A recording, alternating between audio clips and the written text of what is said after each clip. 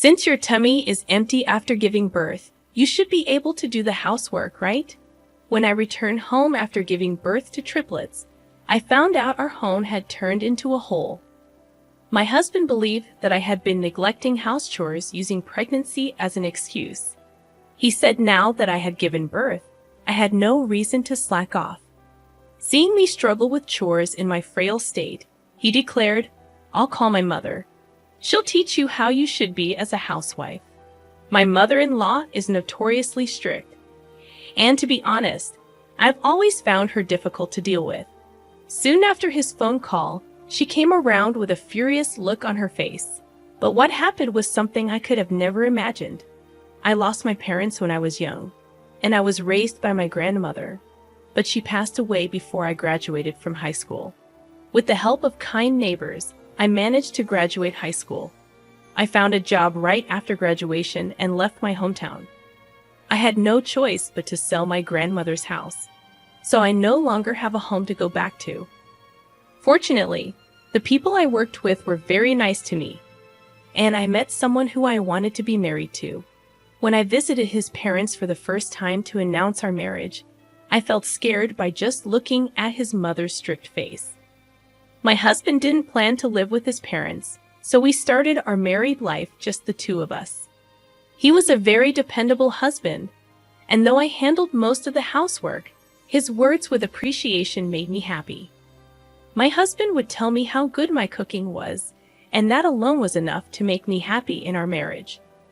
Around our 6-month anniversary, we found out that I was pregnant with triplets. The odds of naturally conceiving triplets are about 1 in 700,000. Since it was my first pregnancy, and I had no parents to rely on, I took maternity leave early. I had a strange feeling of happiness mixed with a little fear as my body was changing. A female colleague of my husband, who had been kind to me since we started dating, had gone on maternity leave a few months earlier.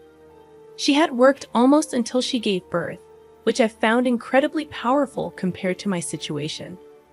I told her that I felt pregnant for the first time and expressed my fears and worries to her. She reassured me, saying everyone's nervous the first time. Her words kept me going as my little babies grew inside me. But my husband didn't see it that way. He accused me of slacking off whenever he noticed the slightest lapse in household chores. I wasn't intentionally cutting corners. Despite my complaints of nausea, heartburn, and fatigue, which I had never experienced before, he dismissed them as my imagination. "I'm out working for the family, and you want me to do the housework you neglected. You do nothing but lie around all day, enjoying 3 meals and naps. How lazy you are." To him, housework wasn't a job. It was a woman's duty. Sure, I did most of the housework before I got pregnant, but he always helped me a little when I asked. When I pointed this out to him, he replied, "Housework is a woman's duty. Of course, you should do 99.9% of it, since I'm the one who earns the money. 0.1% of my help is more than enough." I then realized that there was no point in arguing anymore. I gave up and tried to meet his demands while sneaking in some rest. A few months had passed, perhaps because of this stress. I was hospitalized for a possible premature labor. The triplets were still too small, and an early birth would decrease their chances of survival. So, I was ordered to complete bed rest. I told my husband on the phone, and then he did come after his shift. "But staying in the hospital, you're not even due yet. You asked the doctor to stay in the hospital so you can avoid housework, didn't you?" He accused. Didn't he hear from the doctor? I was shocked. I had called him because the doctor wanted to explain the situation to both of us and asked him to come as soon as possible. "Who's going to cook for me while you're here? You managed to come here for doctor's appointments so far, right? You'll be fine. Let's go home." He started packing my stuff and tried to drag me out of the bed. "Do you know how much it will cost to stay here? I have no intention of paying medical bills for someone who's not even sick. A C-section childbirth should be natural. Don't do anything that deviates from the laws of nature. Shame on you." His mention of a C-section showed that he had at least heard the explanation, but he clearly had not understood any of it. It was too early to give birth. The babies had to grow inside me. Hospitalization wasn't just a choice, it was a necessity.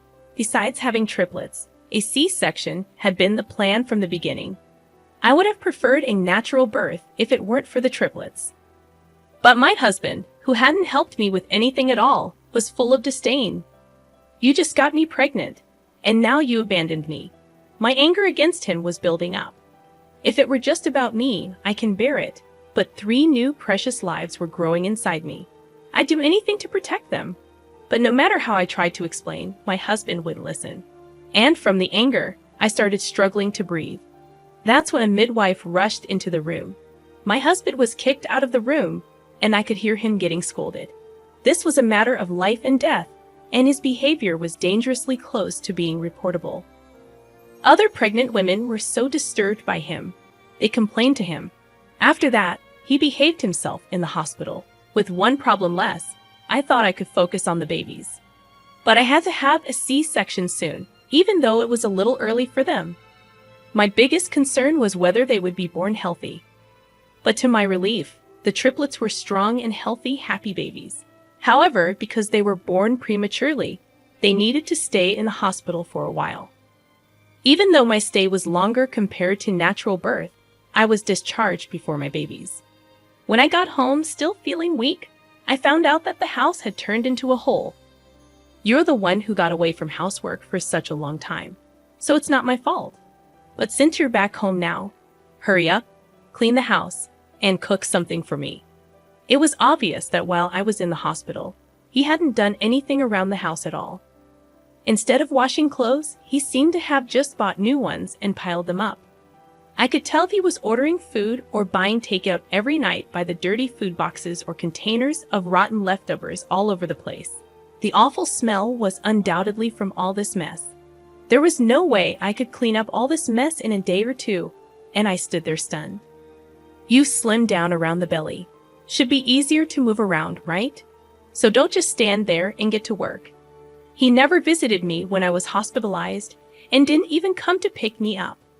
I was foolish enough to have a little hope that he might welcome me back home. In reality, I should never have expected anything from him. I was still not in the best condition after the delivery, yet I started cleaning up little by little, taking breaks in between. But whenever I was resting, he would find me and say, "Don't slack off, get up, and start cooking. Don't you understand that I should be the priority?" No matter how I tried to explain my situation, he just saw it as an excuse to slack off. I also had to visit the triplets in the hospital and pump milk. I couldn't just clean all the time. He demanded home-cooked meals, but the kitchen was filthy with a pile of garbage. I didn't think it was a good idea to prepare food in such condition, so I resorted to buying pre-cooked meals.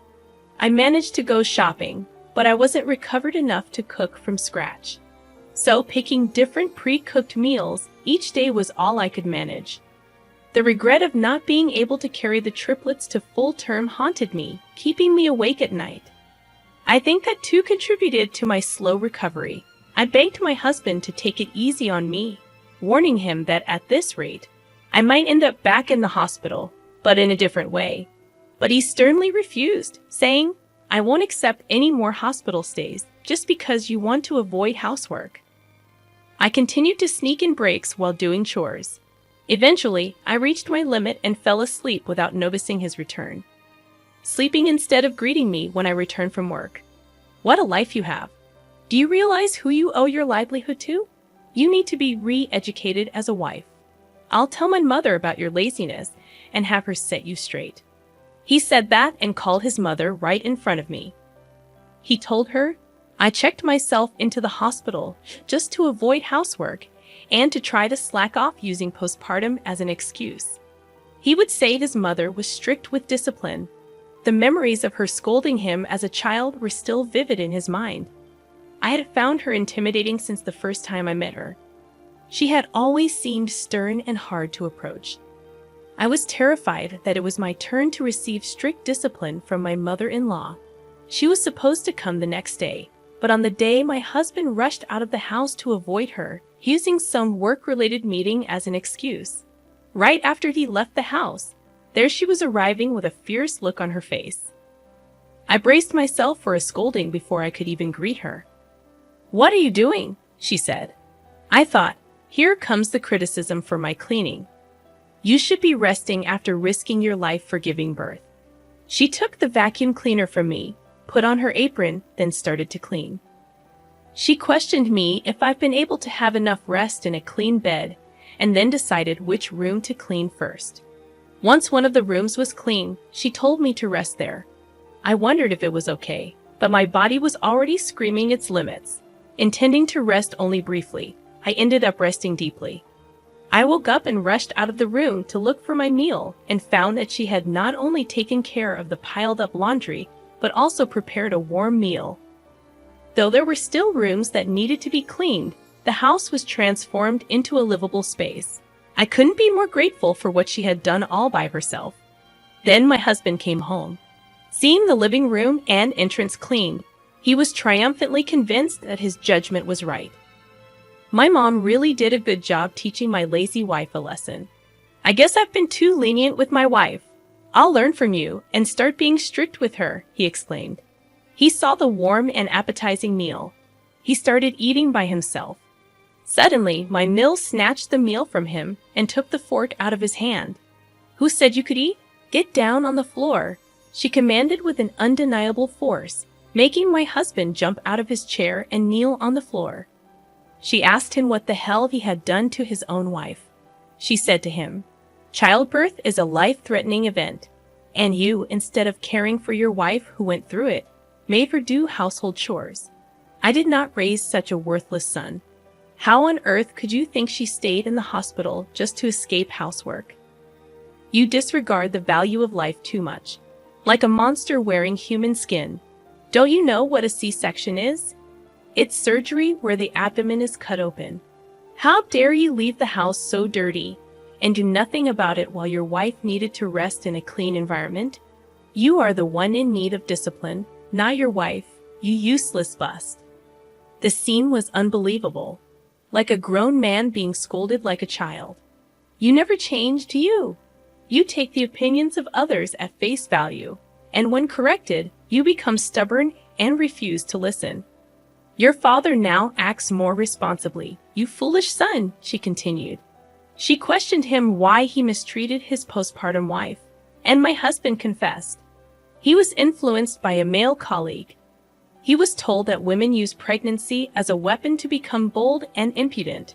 Pregnant women slack off on household chores using morning sickness as an excuse and opt for easy childbirth using the baby as a reason. They would conveniently control the men because the men don't know any better. She was infuriated to find out that her son believed such an absurd story, and he had been oppressing me. I was worried that her blood pressure would rise so high and cause a stroke. He was unable to retort, just shriveled up. My mill had offered to help with postpartum care, but my husband declined, saying he would take care of me, which she initially admired as his growth. However, the reality was the opposite, and she apologized to me for not visiting, having trusted her words. I felt touched knowing she had been so concerned about me. My mill was strict but very sensible. She said that anyone who spreads falsehoods is no good colleague at all. She told him off not to believe such people. He optimistically said, as for that colleague, he was away on a business trip for a while, so there was no need to worry about it anymore. I doubted whether he truly understood, and my mill seemed to share my skepticism. She was looking down at him doubtfully. After this incident, my husband became more cooperative, and my health improved. Eventually, I was able to manage grocery shopping after visiting the triplets at the hospital. My mill still regularly came over to help and left pre-cooked meals that could be stored for later. I felt so grateful for her kindness. When the triplets came home from the hospital, she visited almost every day, reminding my husband of the importance of family. Initially, he refused to change diapers, but fearing my mill's wrath, he reluctantly started helping. He would attentively care for the children in her presence, but once she left, he would cease doing anything. His attitude became apparent even without her watching. leading him to busily search the house for hidden cameras. It was obvious to her anyway by just watching him changing diapers. However, the once tiny triplets grew up fast. Eventually, my husband gave in and only helped with diapers and feeding. Until the triplets started one for nighttime crying. He claimed he had work the next day, used earplugs, and went to sleep. This left me feeling like being a single mom. Then one day, he casually remarked, "The triplets are 1 year old now. You can handle them alone, right? The hardest part is still to come." Had he been influenced again by that same colleague? Upon further conversation, he mentioned that his female colleague who had returned from maternity leave said childcare became easier once the child turned 1. It was the same colleague who had encouraged me during my anxious first pregnancy. Would you really say something so careless? So now that you've been slacking on housework for so long, time to go full throttle. Child care and housework are women's jobs, not for men. By the way, when are you going back to work? I didn't plan to have 3 babies. I can't feed them by myself. With these words, I was certain the colleague who had been away on business had returned and filled my husband's head with more falsehoods. He would leave his clothes around and never clean up after meals. He seemed to have regressed to the days when he expected everything to be done for him. Bath, meals, tea, with 3 toddlers moving around. I couldn't manage all the housework. I claimed that if he wanted the housework done, he needed to participate in childcare.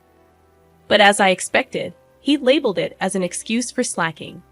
Moreover, his lack of interest in the children, he often left dangerous items like razors within their reach.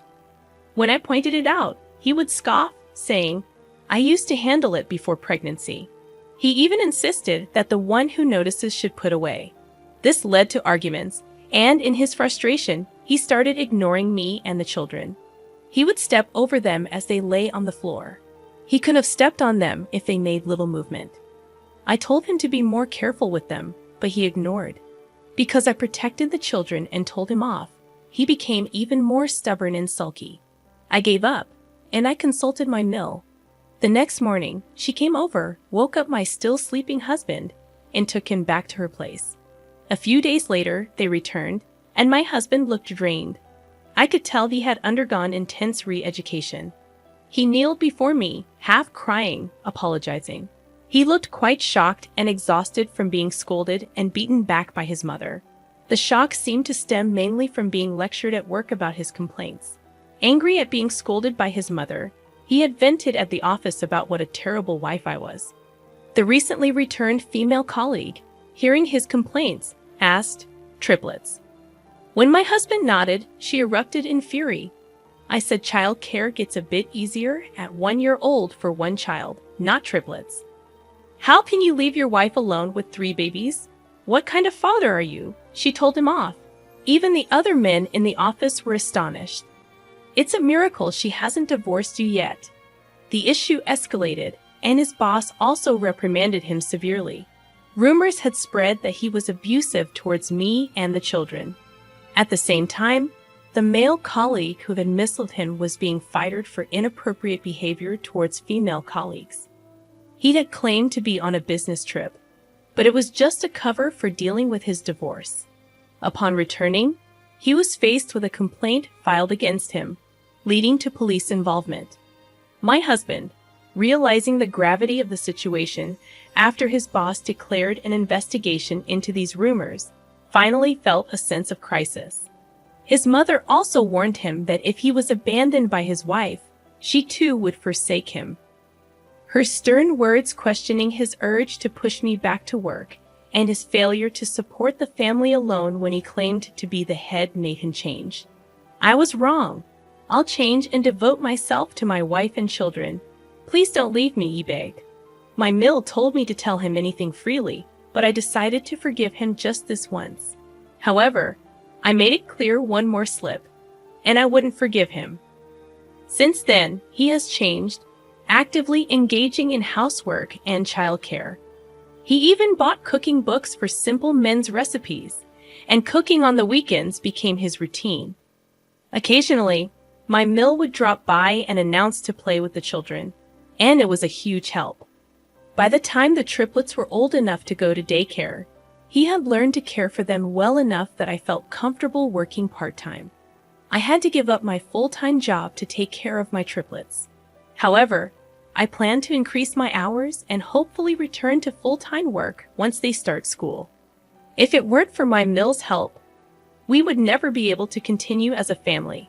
I am immensely grateful for her support and hope to repay her kindness in time.